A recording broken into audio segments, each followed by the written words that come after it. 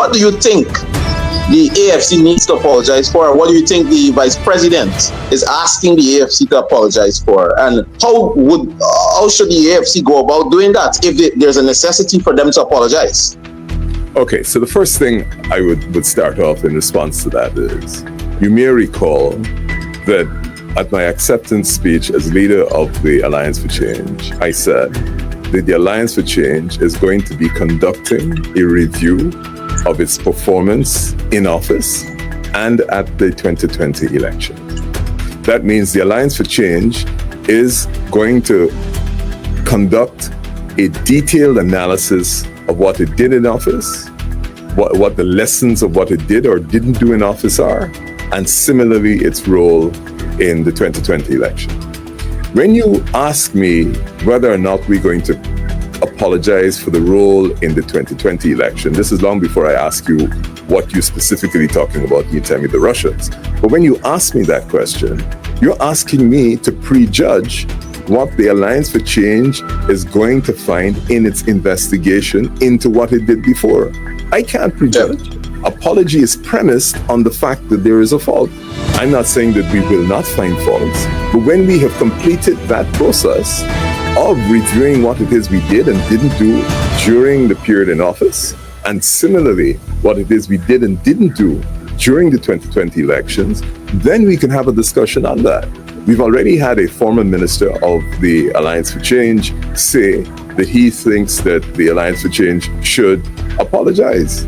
Now, that will be taken into account whenever we are doing the review, which should be pretty shortly, and if he's willing to come and make a presentation on why he is of that opinion, all of that information will be received.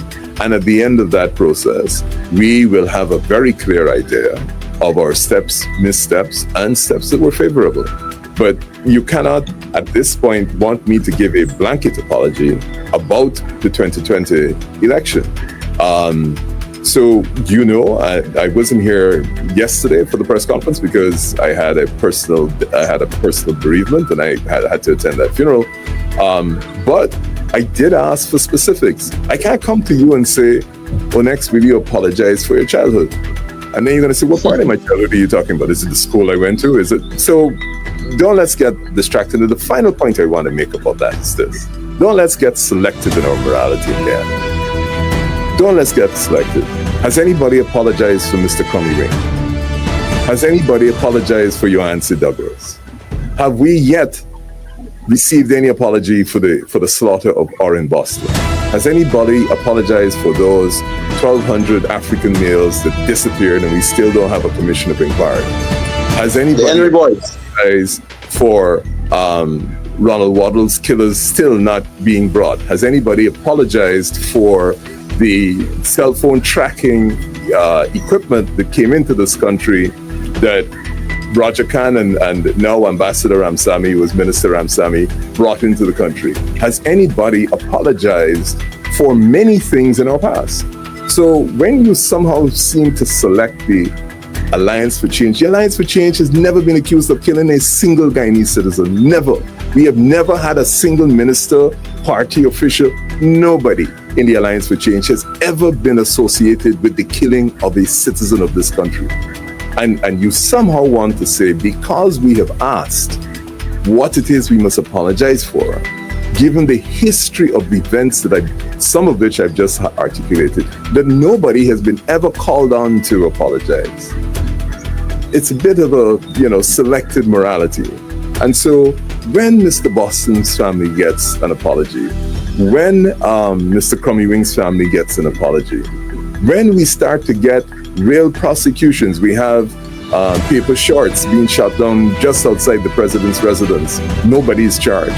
No apology for the commissioner of police for their failure to act or failure to investigate. The two young men that got murdered up in West Coast Police, the Henry brothers, the Henry boys, for their death. So when you come and say to the Alliance for Change, which has never been associated with any murder, any political assassination, any form of violence, whether by inference or directly, you want an apology for them, and you have not had the courage to ask the people who have been involved in those deaths that I just mentioned, and in those circumstances, sounds a little selective to me. But we don't shy away from it. We will address it. And as I said before, we are going to have our examination. So this is not a question of being slick and smart.